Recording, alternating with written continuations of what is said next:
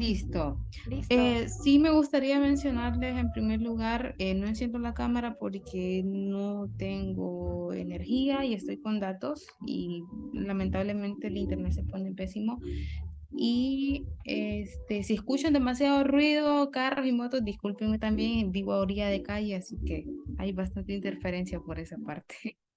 No, no, no se preocupe. Le agradecemos más bien a usted por darse el chance de poder darnos esta entrevista en este momento, ¿no? Que pudo darse un espacio en su horario ocupado. Sí, no se preocupen, realmente lo hago con mucho gusto porque yo también hace poco pues fui estudiante y Ay, sí. sé lo que es estar en estos apuros porque a veces hay compañeros o profesionales que están bastante ocupados y se entiende, pero siempre es importante tener este pequeño espacio para ofrecer o transmitir el conocimiento que uno ha adquirido en la práctica Sí, total. y todo esto, sí. Entonces por eso digo, no, si les tengo que ayudar. Yo sé que estoy apertadita, pero tengo el chance, Ajá. así que Sí, es no como hay yo sé problema. lo que se siente y voy a aportar. Ok, Eh, entonces cuando ya estemos listos, pues podemos dar inicio. ok, si le parece, pues podemos empezar ahorita. No sé si mi compañera también ya está lista con la materia. Sí, ya estoy lista, ¿me escuchan? ¿Sí? Sí, Ok, sí, empezamos, Delia.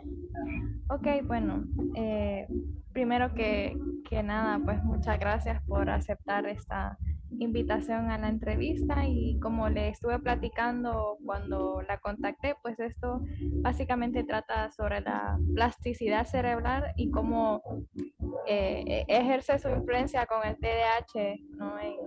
En niños y cómo va evolucionando, ¿no? O desarrollándose a lo largo de los años. Y bueno, eh, nos distribuimos las preguntas y pues primero va a empezar pues Hansel, mi compañero. Perfecto. Solo una consulta. ¿De qué clase es esta asignación? Se llama Neuroeducación y Educación Inclusiva. Es nueva en el pensum y pues está muy interesante, la verdad. Ok, sí, realmente para mí también es nuevo que esté dentro del pensum académico, qué Sí, interesante, qué bueno. sí, Antes de iniciar, sí me gustaría específicamente recomendarles un curso que está dando una fundación argentina que se llama FLEDNI. Ellos están dando este curso de autismo y TDAH a lo largo del ciclo vital. Entonces, las perspectivas que ellos proponen realmente son bastante interesantes y es probable que les ayude a comprender más todo esto y los nuevos cambios o propuestas que ellos están haciendo desde el enfoque de la neurodiversidad, que más adelante se los voy a explicar, o no sé si ustedes ya lo están viendo de esa forma. Entonces sí se los recomiendo muchísimo, ese curso. no Luego se lo está puedo muy compartir a interesante. ustedes. Sí, la verdad que sería mucha utilidad pues saber esos conocimientos y más nosotras que estamos en el camino, ¿no? De la preparación y poder saberlos, creo que es importante, la verdad. Ok, perfecto. Entonces luego se los comparto. Así Ok, que ya les doy gracias. el espacio. Sí.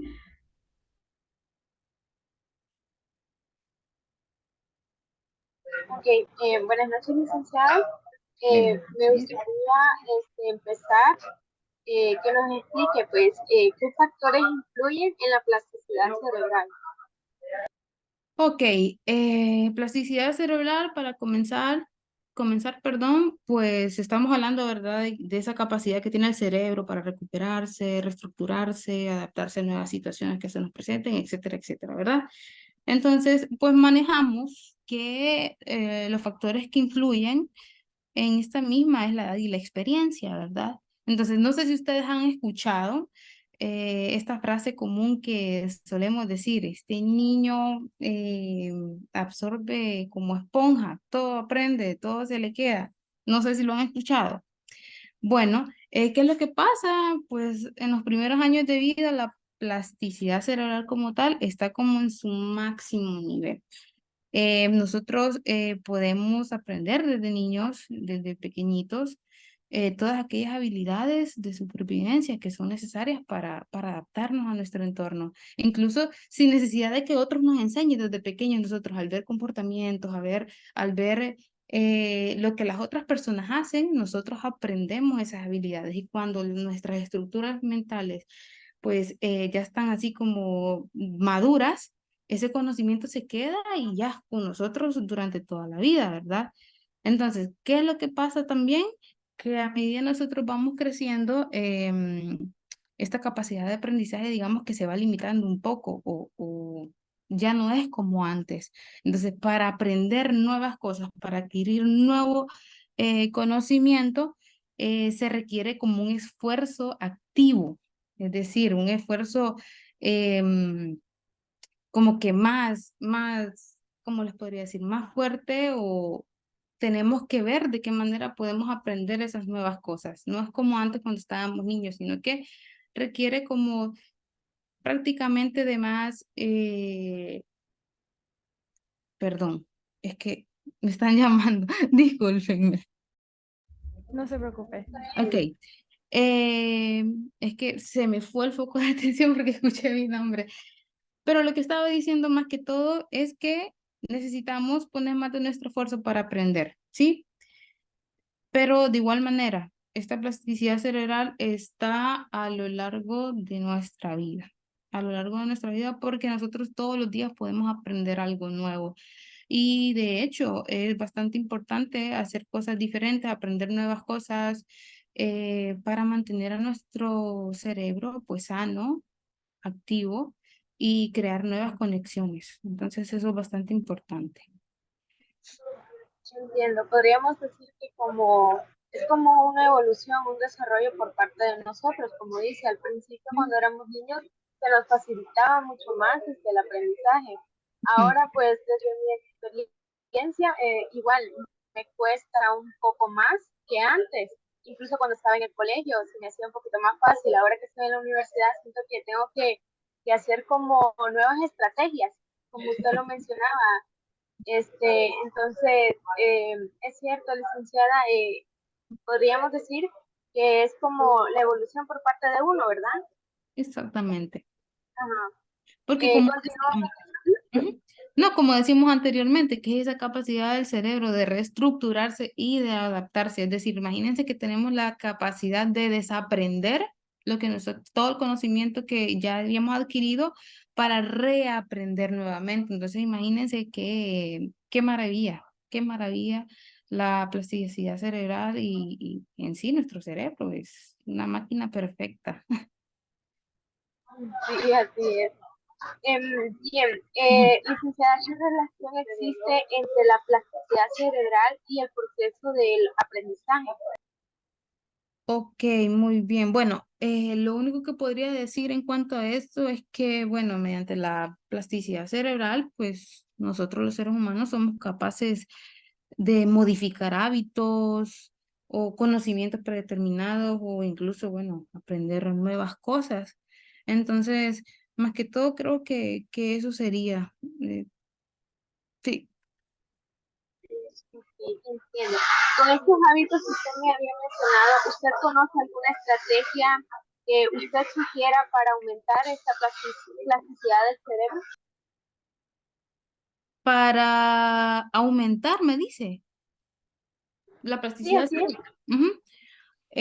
Sí, de hecho, hay muchas actividades que pueden aumentar la plasticidad del cerebro, como por ejemplo, desde leer, caminar por lugares o que nosotros no conocemos, o irnos por rutas diferentes, realizar el ejercicio físico, interactuar con personas, retar como tal al cerebro a hacer nuevas cosas, por ejemplo, estas actividades de crucigramas, de rompecabezas, de juegos de palabras, eh, muchas cosas más permiten tener el cerebro activo y estimular pues lo que es la plasticidad.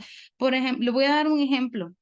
Una manera de poder estimular esta plasticidad cerebral podría ser, si usted tiene una rutina en la mañana específica que la sigue todos los días, siempre, siempre, una manera de poder estimular esa plasticidad es, si usted se levanta normalmente y viene, mira su teléfono, ve la hora, apaga su alarma, en este orden que se lo estoy diciendo. Luego se va al baño, se lava los dientes, después se baña, se cambia, come y se va, por ejemplo, a la universidad.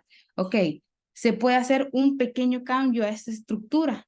En lugar, por ejemplo, de revisar el teléfono al nomás levantarse, directamente se va al baño, a la ducha, y después se lava los dientes y hace un cambio en su rutina. Eso es también estimular la plasticidad cerebral. O sea, decirle a la mente, no, no es la estructura que vos tenés, yo puedo hacer las cosas de manera diferente y así es como se pueden conectar, ¿cómo se llama? Crear nuevas conexiones y hacer nuevas sinapsis. No, no sé si me voy a entender. Pero de esta forma, o sea, ustedes saben que la mente crea esquemas mentales y nosotros nos guiamos por eso. Entonces, hacer las cosas de manera diferente también estimula la plasticidad. Entiendo, licenciada. Usted acaba de describir todas mis mañanas. Esa es la rutina que yo tengo. Voy a seguir el consejo, la estrategia que acaba de mencionar y voy a desarrollar esa plasticidad. La verdad, con cosas cotidianas y bastante pequeñas, es como se puede mantener al cerebro prácticamente joven, ¿sí? No, no dejarlo dormirse, sino que mantenerlo activo. Así es. Licenciada, ¿cómo podría describir el trastorno de TDAH y su desarrollo en el cerebro? Ok, la verdad, me gusta esta pregunta. Les mencioné anteriormente acerca de la neurodiversidad, ¿verdad? Entonces voy a tratar como que de enfocarme desde ese punto de vista para responder esta pregunta. En primer lugar, el TDAH se considera una condición del neurodesarrollo que posiblemente es de carácter hereditario, ¿verdad? Que se manifiesta desde la infancia y que puede persistir a lo largo de todo el ciclo vital. Y este pues también presenta un patrón de inatención, impulsividad, hiperactividad, ¿verdad? Entonces, cuando hablamos de neurodiversidad nos estamos refiriendo, perdón, a la variación natural en el funcionamiento cerebral de toda la humanidad, ¿verdad? Entonces, ¿qué es lo que sucede? La neurodiversidad reconoce como tal que existen diferentes formas de pensar, de percibir y de procesar la información. ¿Ok? Entonces, la neurodiversidad incluye a personas neurotípicas, no sé si antes habían escuchado este término, pero personas neurotípicas somos nosotras, que, es decir, el funcionamiento cerebral de nosotros es como convencional, como el de la mayoría de la población, normal podríamos estarlo diciendo. Y también incluye a las personas neurodivergentes, ¿sí? Que son personas que con cerebros divergentes a la norma, es decir, diferentes, como ocurre con el TDAH, el autismo y también otras pues, condiciones del neurodesarrollo. ¿Ok? Vamos a recapitular para que me entiendan. Están las personas neurotípicas y las personas neurodivergentes. Las neurotípicas es el funcionamiento cerebral convencional, lo normal, lo que normalmente nosotros conocemos, y las personas neurodivergentes, que son cerebros que divergen de la norma, ¿ok? Em, hasta hace muy poco tiempo, perdón, el TDAH se ha incluido dentro de este concepto de la neurodiversidad, ya que se defiende esa idea de que las diferencias neurológicas son una parte natural y valiosa de la diversidad humana, ¿sí? Entonces, desde esta perspectiva que yo les estoy diciendo, eh, se reconoce que las personas con algún diagnóstico de neurodesarrollo pueden tener habilidades y fortalezas únicas, o sea, verlo desde ese punto de vista.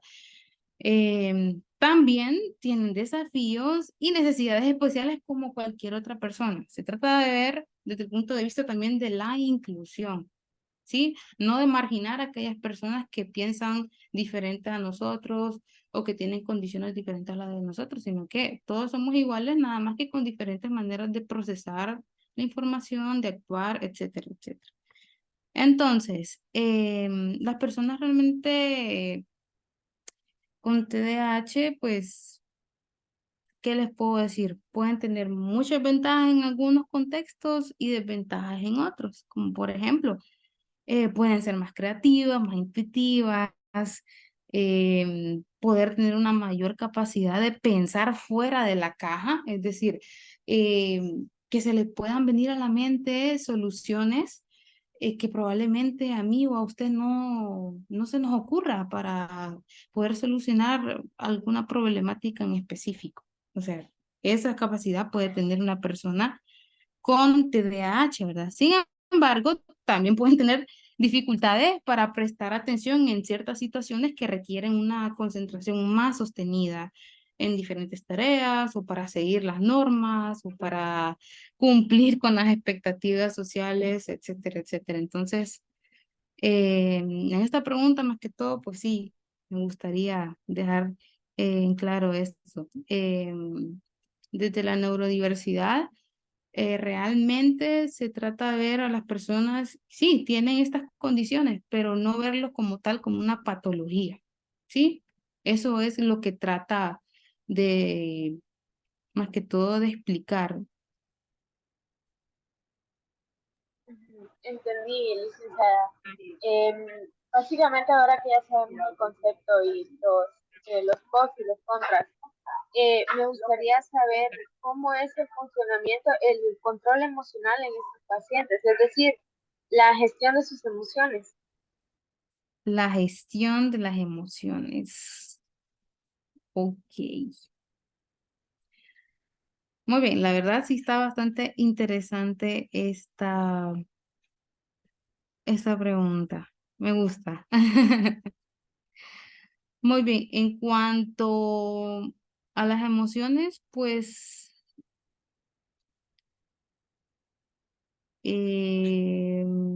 permítame un momento, estoy tratando de organizar ideas. Ok, sabemos que el control de las emociones como tal es una función ejecutiva, ¿verdad? Entonces, precisamente las personas con trastornos de déficit de perdón, con TDAH, siempre tengo problemas con estas siglas. Eh, Normalmente estas personas tienen debilidad en estas funciones ejecutivas.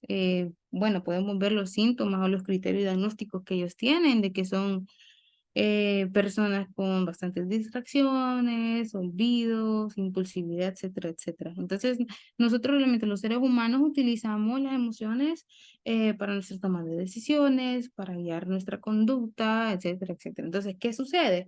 Los niños con TDAH pues tienen una vida emocional bastante intensa, es como más superior a los demás niños, ¿verdad? Que no presentan esta condición.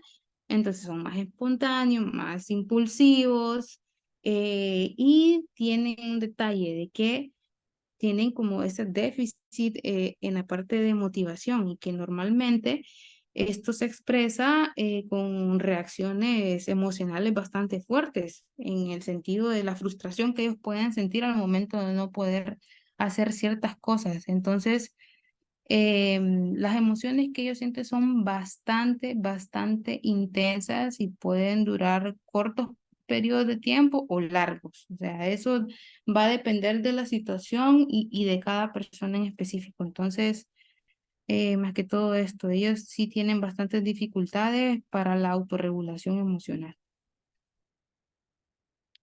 Está bien. Entiendo, licenciada. Muchas gracias por esta pregunta. Pues sí, era más que nada querer saber cómo se sienten estos pacientes con TDAH, ¿verdad? Ujú. Sabemos pues que es una, ¿cómo puedo? Yo también estoy organizando ideas. No hay problema. Sí, entendemos pues que muchos de ellos a veces pueden llegar a sentir frustración o a veces hasta confusión. Entonces, por mi parte, no tengo más preguntas. Mi compañera Delia va a continuar. Perfecto. Bueno, realmente que es un tema muy interesante, ¿no? Desde la plasticidad y el TDAH, ¿no? Creo que también no es algo que se suele hablar mucho como en las generalidades de la vida, ¿no? Y que esto tiende mucho a confundirse también, como, ay, es que el niño, no sé, está haciendo un berrinche o es hiperactivo, ¿no? Nada más, y en realidad el trasfondo del asunto, ¿no? Y esto cómo se va desarrollando durante los primeros años del niño, ¿no? Y justamente hablando de cómo va desarrollándose, pero también de ya una vez eh, teniendo el diagnóstico, ¿no? Del TDAH, nos preguntamos que qué actividades podrían ser de beneficio para la estimulación y así favorecer la plasticidad cerebral de estos pacientes. Ok, perfecto. La verdad, ahorita lo que acabo de mencionar es muy importante. Los diagnósticos oportunos son de mucha relevancia para poder ayudar a los niños a desarrollar habilidades para la vida, más que todo. ¿Qué es lo que sucede? Si ustedes ven bien, la sociedad o el mundo está diseñada para personas neurotípicas, ¿sí? Para personas como nosotros que no tenemos esa condición, por ejemplo. Por eso se les dificulta en mayor medida a las personas neurodivergentes, es decir, con algún trastorno de neurodesarrollo, porque simplemente la sociedad no está adaptada para ellos, ¿sí? Por eso se trata de trabajar o se trata pues de crear estos espacios inclusivos donde se sepa, donde eh, haya la oportunidad, mejor dicho, de que las personas puedan desenvolverse de manera adecuada y óptima, ¿sí? Entonces, yéndome ya a la pregunta en específico que me acaba de hacer, pues actividades realmente, eh, las actividades que se les pueden, como se pueden practicar con los niños con TDAH, son las mismas actividades con las que se pueden aplicar también a niños sin este tipo de condiciones, porque ellos pueden hacerlo, o sea, son cosas que pueden hacer, nada más que el nivel de dificultad que tengan puede ser un poquito más elevado, pero son cosas que se puede hacer y se debe tener bastante paciencia con ellos, ¿sí? Por ejemplo, las típicas actividades de sopa de letras, de rompecabezas, de las técnicas de tortuga, no sé si ustedes la han escuchado, que es para la regulación emocional y conductual, juegos de construcción de palabras, el famosísimo Simón dice, en fin, cualquier actividad que les permita dejar volar la imaginación y la creatividad. Como les digo, estos niños sí pueden hacer diversas actividades, sin embargo hay que tener mucha paciencia con ellos, explicarles de manera detallada, precisa, qué es lo que tienen que hacer y estar con ellos en el acompañamiento. Entonces, de esa forma es como se puede trabajar con los niños con esta condición. Sí, realmente es muy acertado, siento yo, sobre el diagnóstico oportuno, ¿no? Poder lograr llevar a atención a estos niños en, en un lapso de tiempo realmente pronto, ¿no? Que creo que hay muchos adultos que seguramente lo padecen y no se han dado cuenta o nunca tuvieron el debido cuidado. Diagnóstico. Sí, Ujú. exacto. Y ahora es como, ¿por qué me pasa esto? ¿Por qué tengo este déficit de atención? Y realmente no sabemos el trasfondo de si nunca fueron diagnosticados o nunca tuvieron tampoco el debido tratamiento, ¿no? Que se necesita. Y ya sobre los estímulos, realmente siento que es muy curioso cómo también estos juegos simples que uno los mira como los más cotidianos que uno puede ver en el salón de clases pueden también ser de mucha utilidad porque como usted lo decía, es la creatividad, pero también se le puede generar esa estimulación en cuanto a su concentración, ¿no? Porque Simón Exacto. dice poder estar un tiempo, poder realmente escuchar y tener la atención en lo que va, las instrucciones que se van a dar, ¿no? Y realmente considero que son muy acertadas. Ujú. Y Es que, ujú, sí, sí, no. perdón. Realmente pasa algo bastante, como se les dice, como representativo de las personas con trastorno de déficit de atención. Y es que ellos sí pueden mantener un largo periodo de tiempo la atención haciendo actividades que realmente les guste y les genere placer. O sea, la fijación es intensa. Cuando algo les gusta, mantienen la atención y la concentración en un nivel intenso, ¿sí? Solo cuando son actividades que a ellos les genere placer, que les guste realmente. De lo contrario, es bien difícil lograr esa atención y concentración. Creo que ahí es también una forma de que quien lo esté tratando, igual con sus padres y el docente, es como Ujú. un conjunto, no puedan encontrar esas actividades que a él le llamen la atención, pero que al mismo tiempo puedan utilizarlas como recursos para que se concentre en otras actividades o en otras clases. Sí, Exactamente, esas son las estrategias que se deben buscar, porque recuerda que es bastante importante. No solo se va a abordar en escuela, sino que también en el hogar, los padres de familias tienen que ser un apoyo fundamental para el desarrollo óptimo, ¿verdad? De estos niños y el desarrollo de las habilidades en todo sentido, en todo sentido. Entonces, más que todo es como un trabajo multidisciplinario en donde incluye escuela, incluye familia, incluye incluso, bueno, es bastante importante esta parte del área de psicología, terapeutas ocupacionales, etcétera, etcétera. Hay varios profesionales o en varios ámbitos que se pueda intervenir para que el sí, niño pues pueda tener un mejor totalmente. desarrollo. Y bueno, nuestra siguiente pregunta era sobre qué estrategias se podían realizar a pacientes con TDAH para mejorar su atención y concentración, pero siento que lo Mm, hemos ido también contestando esa misma pregunta, ¿no? Abarcamos el tema también de lo que es concentración, de las estrategias que usted ujú. estuvo De hablando, de hecho, la sopa de letra, o existen más. sí hay como que ciertas pautas específicas que se puedan seguir, por ejemplo, el establecimiento de reglas claras, es decir, nosotros asegurarnos de que el niño ha entendido por completo las instrucciones o asignaciones que nosotros les hemos dado. Una manera, por ejemplo, de darnos cuenta de eso es pedirle al niño que nos repita lo que nosotros acabamos de decir, por ejemplo, pero tienen que ser frases cortas, específicas, precisas. No vamos a venir a darle una, ¿cómo se llama? Una semejante instrucción que cuando yo vaya diciendo lo último, a él ya se le olvidó lo primero, ¿sí?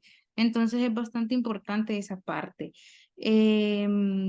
También evitar las distracciones, o sea, de por sí los niños ya están propensos a eso, pues es importante ayudarlos en el ambiente, ¿verdad?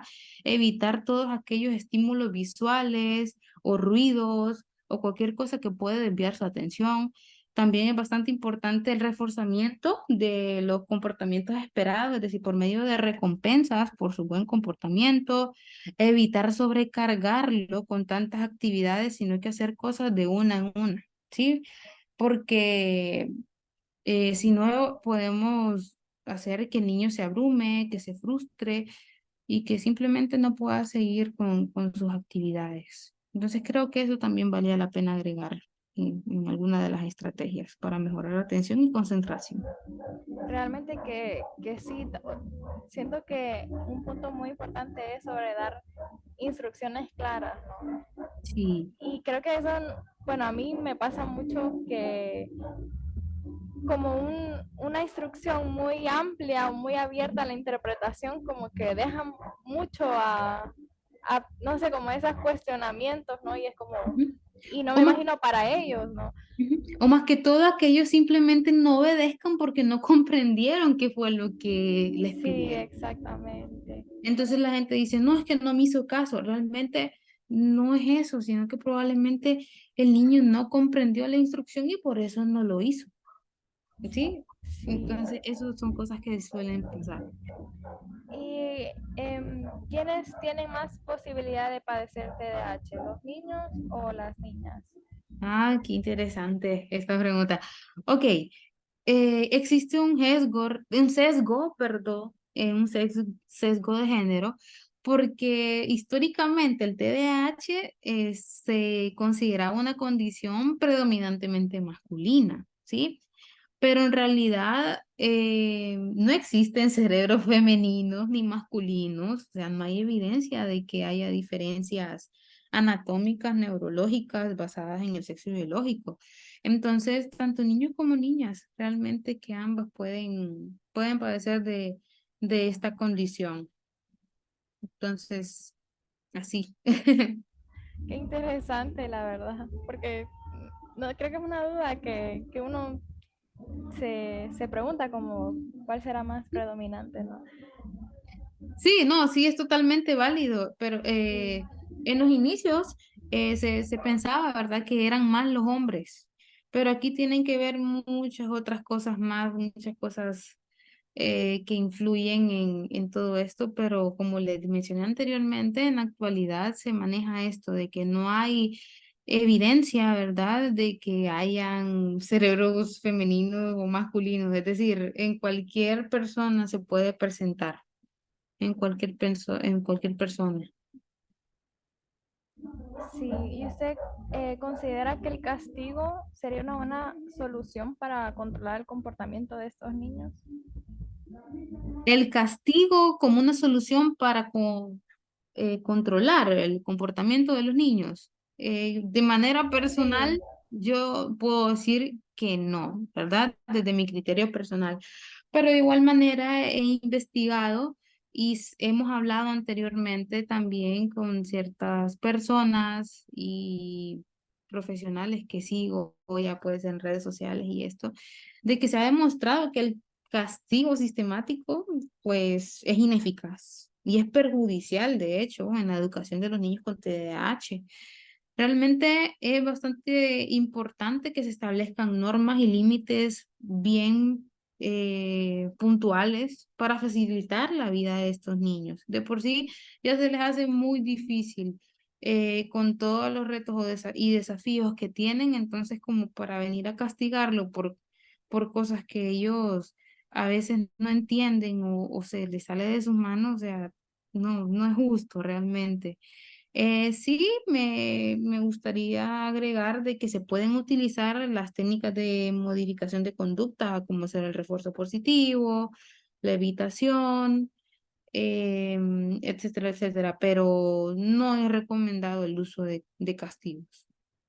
Entonces, no, y ahí sí. realmente es entendible. Creo que vamos también a lo que usted mencionaba al principio de la sesión sobre cómo el cerebro también aprende a reestructurar pensamientos, acciones, y esto Exactamente. no sería la excepción, ¿no? Y usar un castigo realmente puede ser contraproducente y más para, para lo que ellos están Para viviendo. ellos, o sea, el Total, aprendizaje de ellos puede ser distinto, o sea, nosotros suponemos que con el castigo vamos a lograr que ciertas conductas indeseables dejen de suceder o desaparezcan, pero ellos pueden aprender totalmente lo contrario, más bien. Entonces hay que tener bastante exactamente. cuidado en eso.